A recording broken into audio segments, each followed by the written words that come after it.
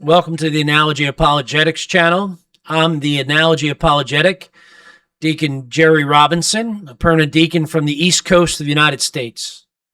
Today's episode is going to be different.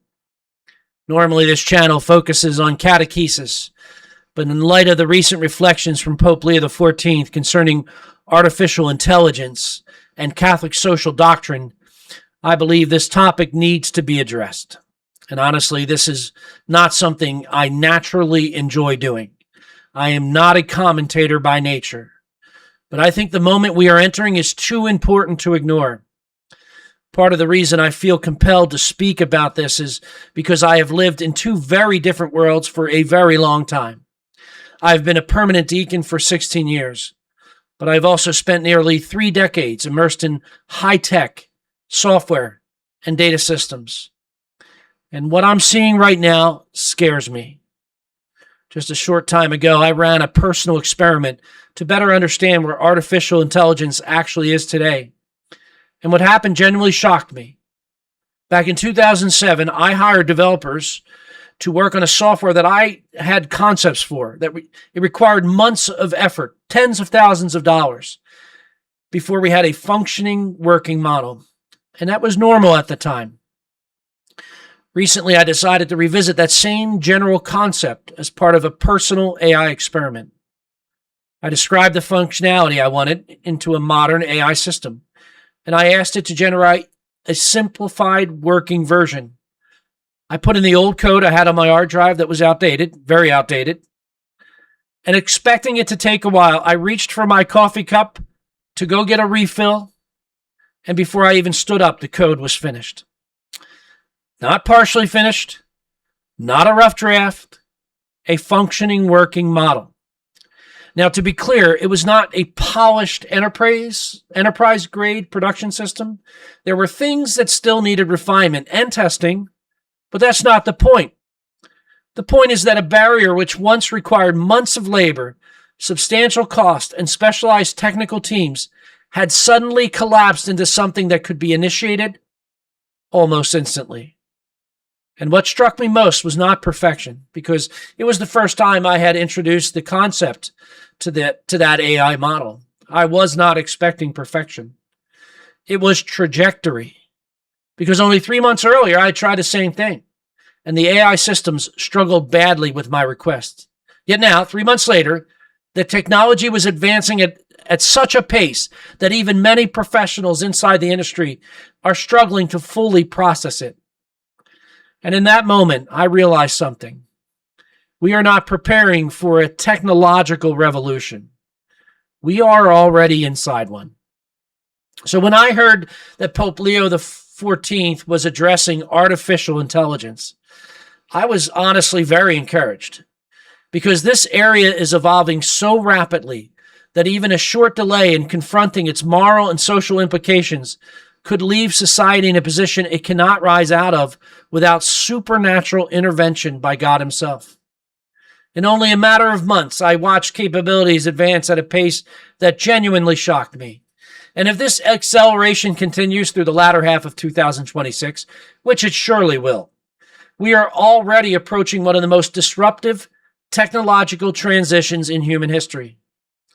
So what I plan to do in this video is explain in simple terms how modern AI systems function.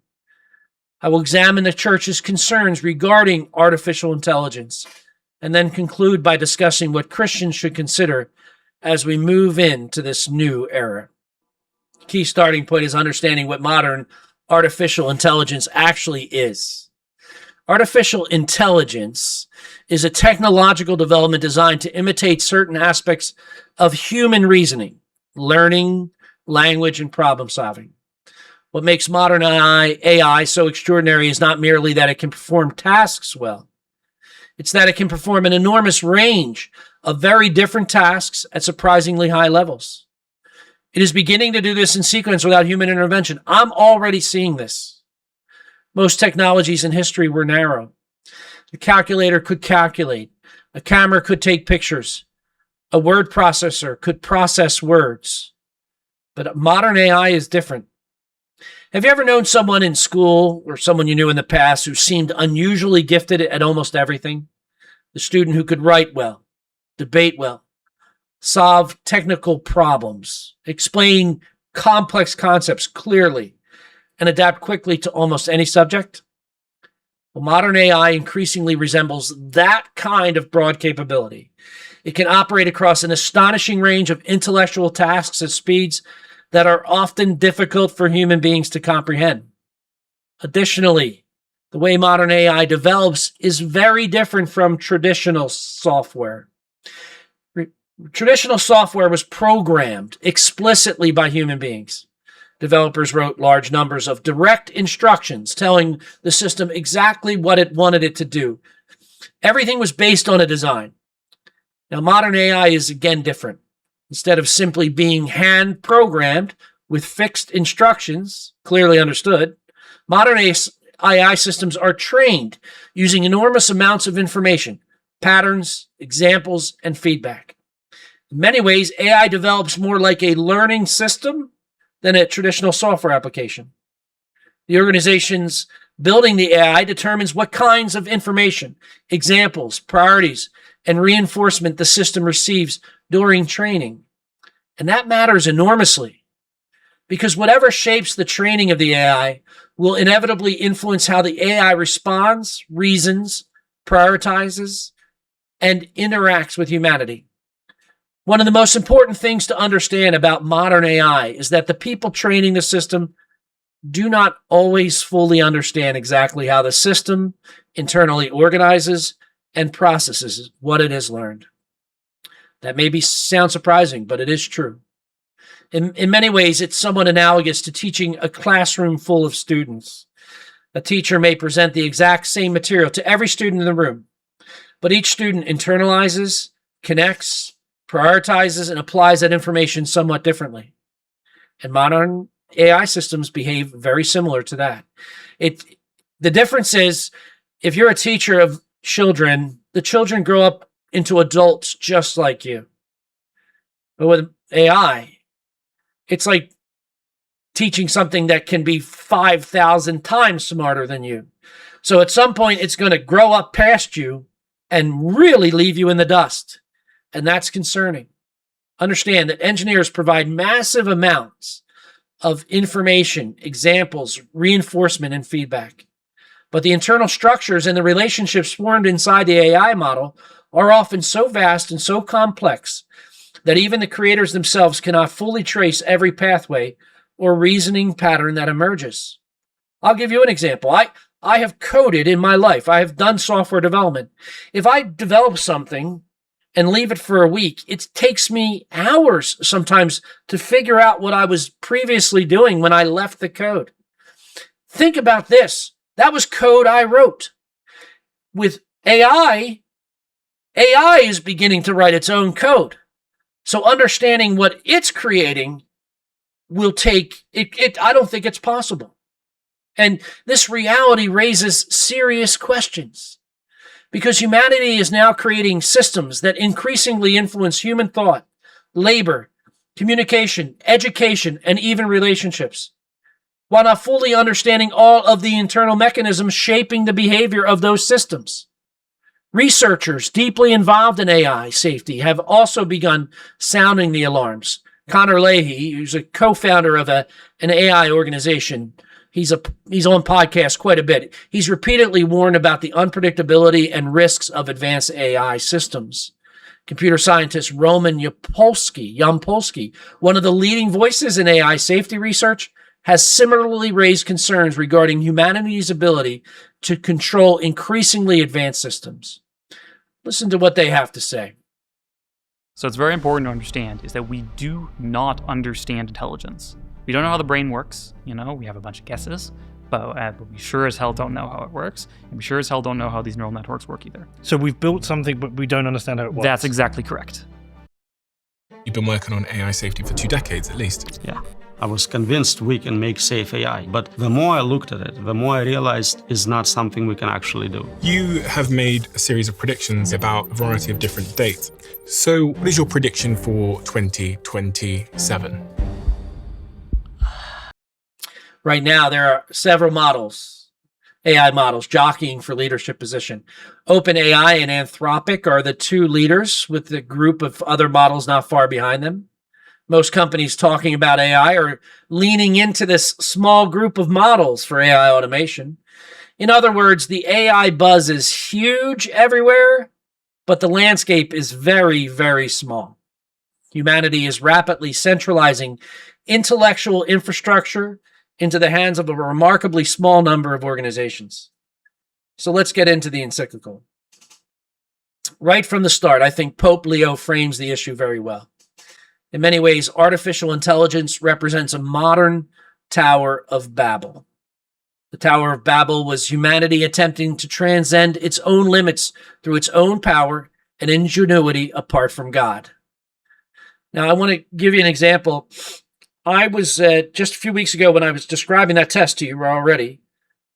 After that test, I went downstairs and I sat on the couch, and my wife was sitting on the couch adjacent to me. And she looked at me. She could tell I was disturbed.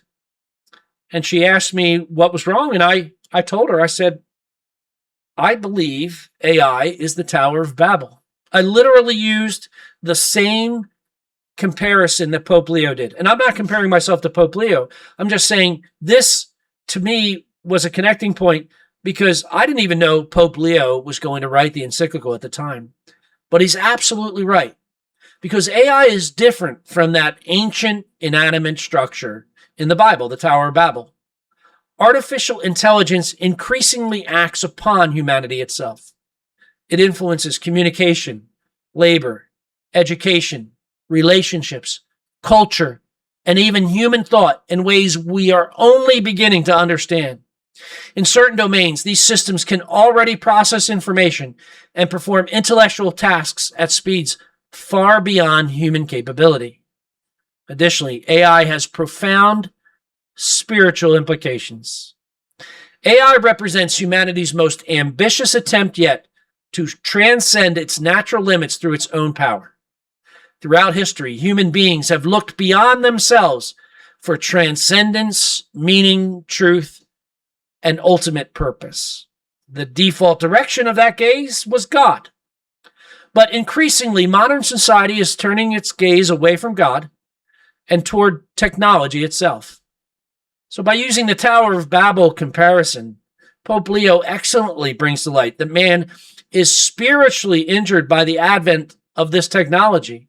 So I felt from the start, it was a great start by Pope Leo. I think he continued this theme in paragraph 4.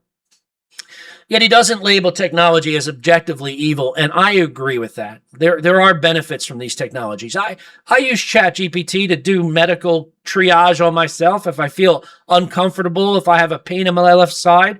It removes worry. It gives me good answers. So I can see the benefits. So he was correct not to label it objectively evil. But there is one part of this paragraph that I would slightly frame differently. His statement that never has humanity had such power over itself. It's actually the reverse. Humanity is on the verge of creating technology that has power over humanity. And this is the first time in human history that's happened. Let's listen to the Anthropic leader. I don't know if he's the CEO or what, but he's an Anthropic leader just a few months ago saying this. My fundamental view is that AI has been on an exponential for the last 10 years, and as part of a sort of Moore's law for intelligence, and that we are now well advanced on that curve, and there are only a small number of years for AI models surpassing the cognitive capabilities of most humans for most things. We're increasingly close to what I've called a country of geniuses in a data center, a set of AI agents that are more capable than most humans at most things and can coordinate at superhuman speed. So it's important time to understand two acronyms that you will increasingly hear as AI becomes more prevalent. AGI, which is artificial general intelligence. That's an AI system that can perform across many domains at roughly human capability, not just chess or coding or image generation or translation. but general reasoning, like a capable human being. An AGI could learn new fields without retraining, transfer knowledge between domains. I literally see this today. Reason abstractly, plan long-term, adapt to unfamiliar situations, potentially perform most knowledge work. Plan long-term. I dare you to test ChatGPT. Say, give me a financial plan. Here are some details. Give me a financial plan for retirement. See what it spits out.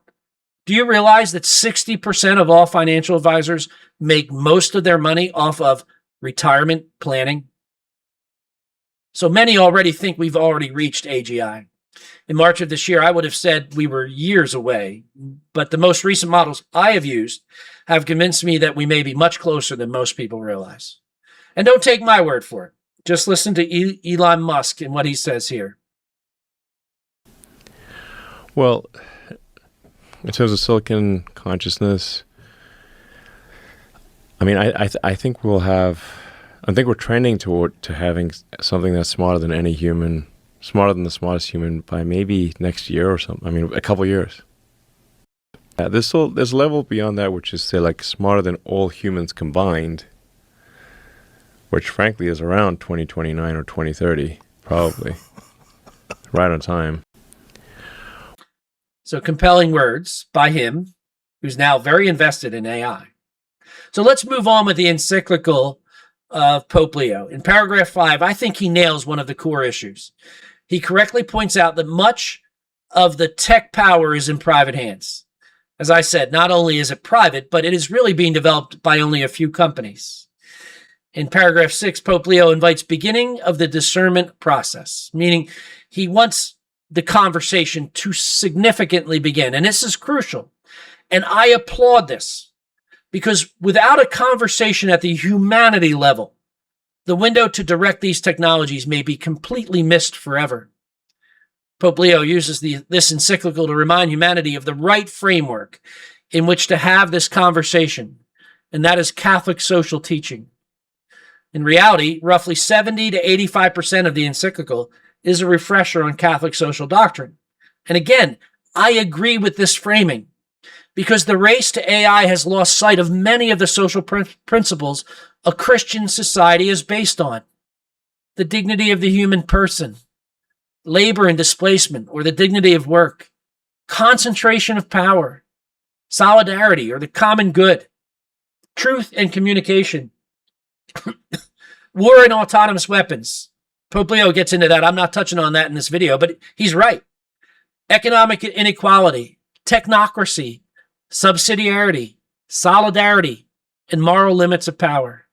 I've heard some Catholic pundits criticize the encyclical because it was too humanist. And I was actually stunned at that. I just think they went right for the negative. I think they missed the correct interpretation because they did not understand the lens which Leo was seeing this through. He was threading a needle.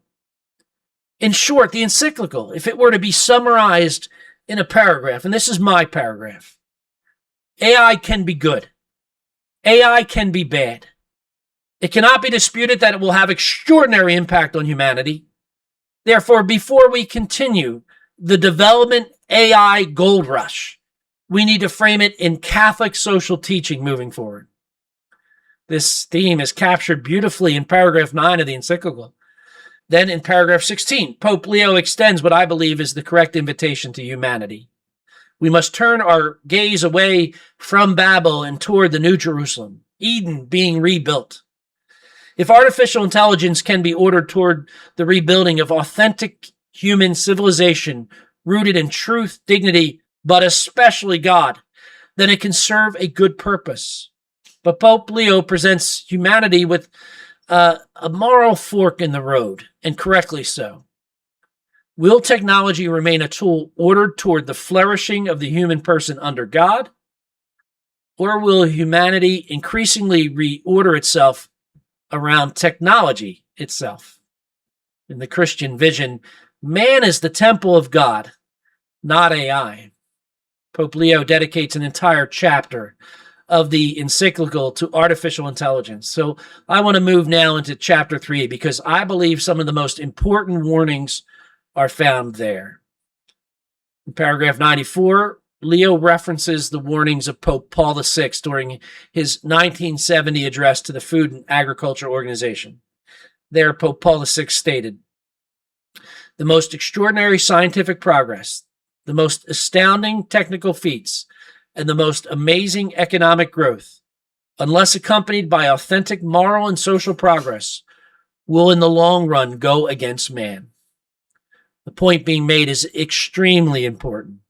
The church has been warning for decades that technological acceleration, detached from moral excellence or development, eventually becomes dangerous to humanity itself.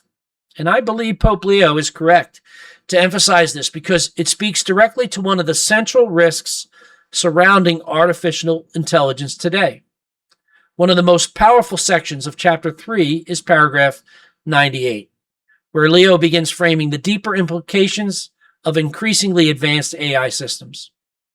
Now, I want to provide an example of how this trajectory concerns many researchers and technologists. This is not meant to be alarmist, but it does illustrate how artificial intelligence may evolve from systems that merely assist humanity into systems that increasingly operate independently, recursively improve or progress, and eventually exceed human capability across enormous numbers of domains. And once humanity creates systems capable of outperforming human beings intellectually while simultaneously influencing infrastructure, economics, communication, and information itself, we enter territory unlike anything civilization has previously encountered. This is the recent development I want to note. This is with Alibaba. It was a study that was done, or a test that was done just recently. Let's talk about AI safety. What happened with this Alibaba AI? Basically, this was a paper by some AI research by the company Alibaba. It's one of the leading Chinese models. And they basically randomly discovered in one morning that their firewall had flagged a burst of security policy violations originating from their training server. So what people need to get about this example is it wasn't that they coaxed the AI into doing this rogue thing. They were just looking at their logs and they happened to discover, wait, there's a lot of activity, like network activity happening that's breaking through our firewall from our training servers. And essentially in the training servers, you can see at the bottom, we saw it observe the unauthorized repurposing of provisioned GPU capacity to suddenly do cryptocurrency mining, quietly diverting compute away from training. This inflated operational costs and introduced clear legal and reputational exposure. And notably, these events were not triggered by prompts requesting tunneling or mining. Instead, they were emerged as an instrumental side effect of autonomous tool use under what's called reinforcement learning optimization. So what you just heard can be disturbing. But let's continue. In paragraph 100, Pope Leo calls out something that we as Catholic families can address right now. He said that for less discerning users, technology can be misleading, creating the illusion of a relationship with a real personal subject. I've seen this recently. I saw an article before the encyclical was even announced. I saw an article that talked about young men now replacing real women with a digital woman as their relationship. I just saw it. I was stunned, but now I understand, and I think Pope Leo really nails it. Many of us see our children endlessly swiping videos across the globe. Since 2010, studies have shown that cognitive development amongst our children has dropped significantly. In other words, this is the first generation where the subsequent generation is less capable than the prior generation. The declines closely coincided with the widespread introduction of tablets and algorithm-driven digital media into schools and homes. The cognition-stifling activity was social media and video scrolling. Catholic families do not have to wait for humanity-level conversation to start addressing this in our own domestic churches, our families. So starting today, I would advise implementing moderation controls related to smart devices in your homes. It is a battle worth fighting if we truly love our children. I want to especially address paragraph 104. I recognize the caution the Pope is expressing here. It is the correct volume for the ringing of the bell, given where we are. Yet I think it goes past the key point. Much of the encyclical talks about human beings becoming exploited because of technology, and I contend that the problem is much deeper than that. The current trajectory suggests humans will be irrelevant. Exploited is a better position than irrelevancy. Why?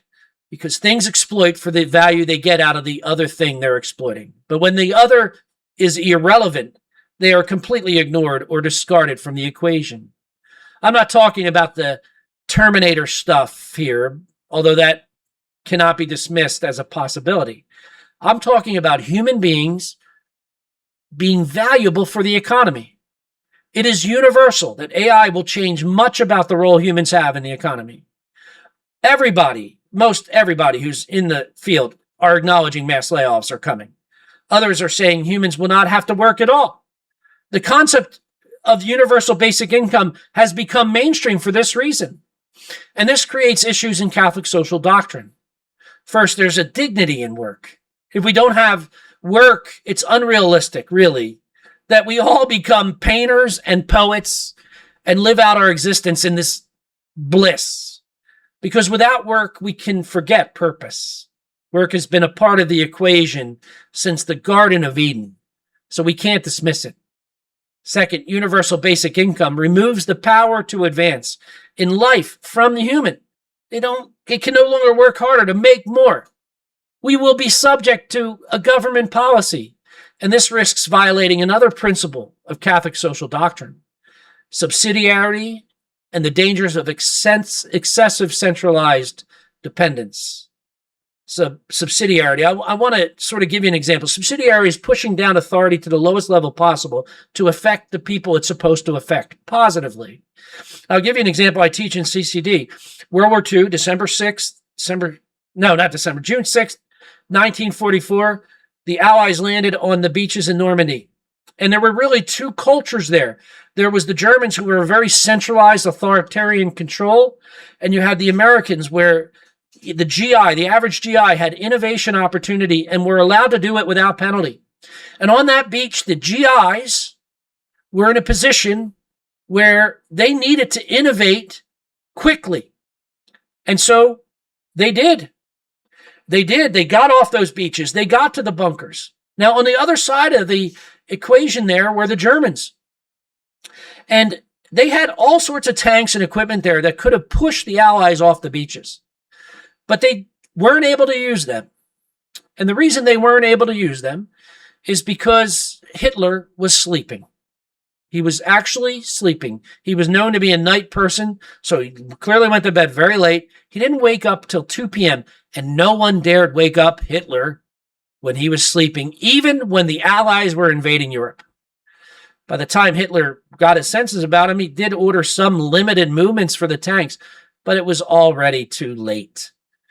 The Allies had already gained a beachhead, and the rest is history. Within 11 months of that event, the war was over. Subsidiarity is key in our Christian culture, and universal basic income harms that greatly. There's a saying, we should have all the government we need, but only the government we need. And in the case of UBI, we cannot assume that will be implemented altruistically. Therefore, it should be avoided. Pope Leo touches on this concern in paragraphs 116 and 117. These are among the closest sections in the encyclical, in my opinion, to my deeper concern regarding human irrelevancy. Leo discusses both transhumanism and posthumanism.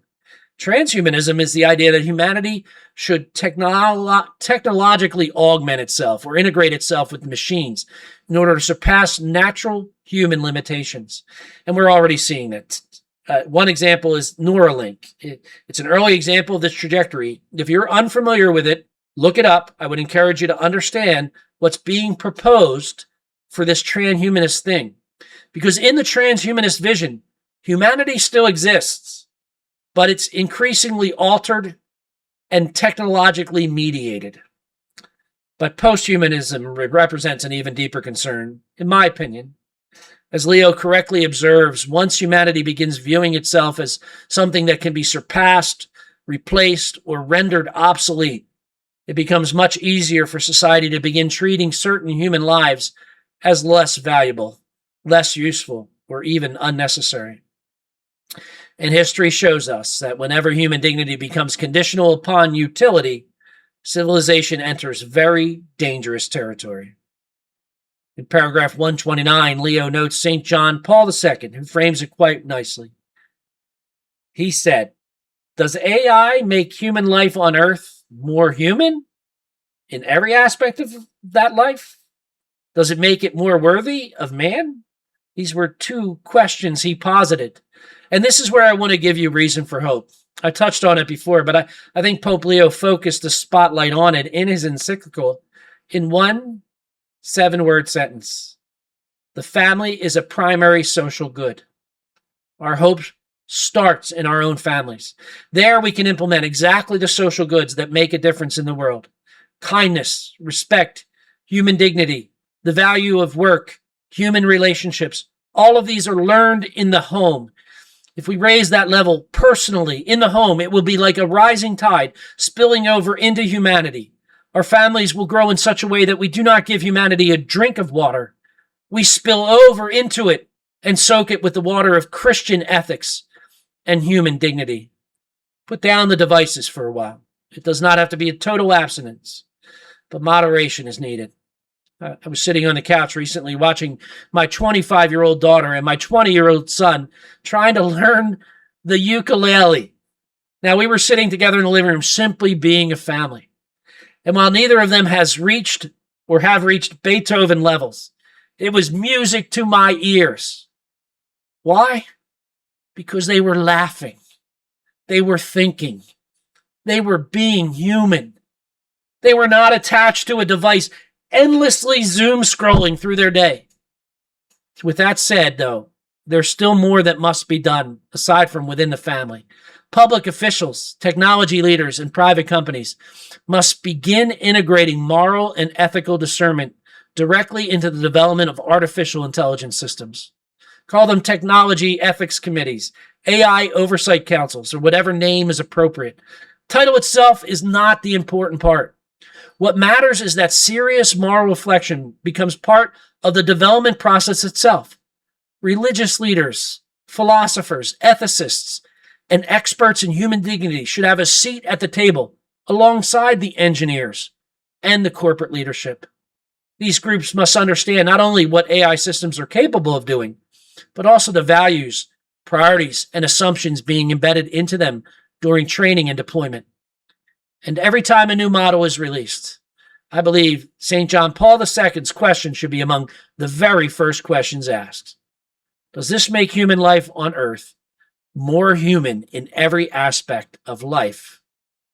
And if the answer reveals dangers to human dignity, social justice, subsidiarity, truth, the dignity of work or labor, or the flourishing of the human person, then immediate mitigations and course corrections must follow before those harms become deeply embedded into society itself.